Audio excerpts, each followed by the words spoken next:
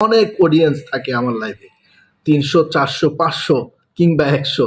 আমি থাকি প্রবাসে, বিশ্বের নামি দামি কোনো এক দেশে।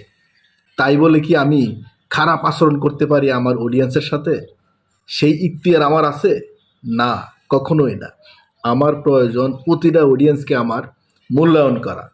নিজে এক একজনকে গালাগাল দেওয়া, খারাপ আচরণ করা, শক্ত শক্ত কথা বলা।